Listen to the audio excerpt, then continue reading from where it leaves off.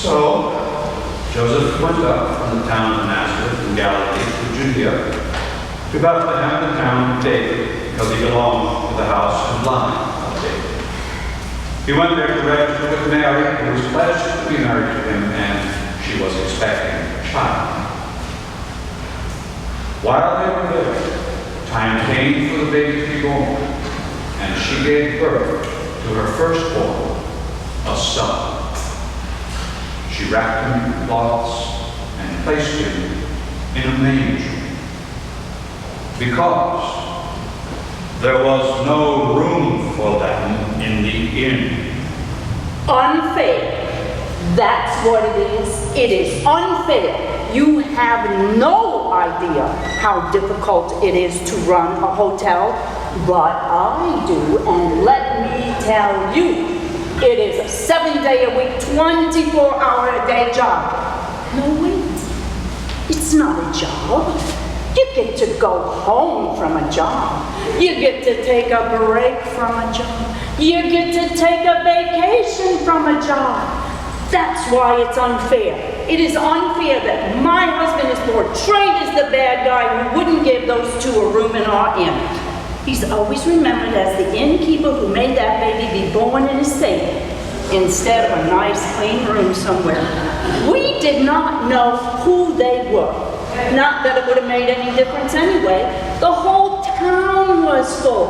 Our little inn was full up too. There were no rooms. We couldn't throw somebody else out. I mean, every other hotel in town had already turned them away. If we hadn't let them stay in the stable, well, that baby would have been born on the street or in a doorway somewhere. You don't know what that night was like.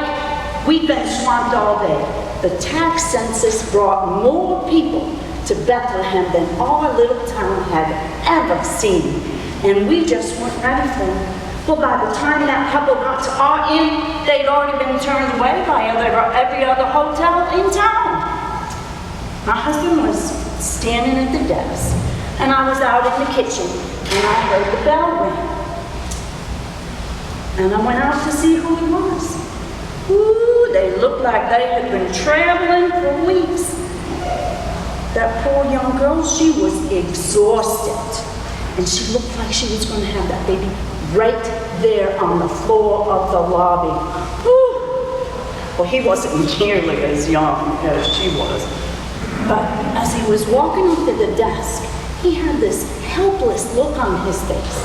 I mean, he knew there were no rooms even before he asked. I felt so sorry for her. Oh, yeah, him too. We both did. I guess that's why my husband suggested this table.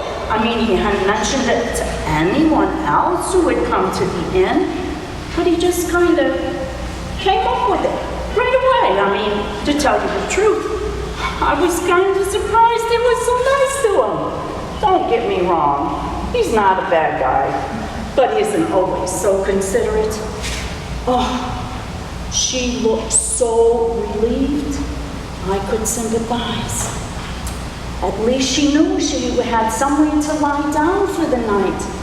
I just wish we could have made room for them in the inn. We did our best.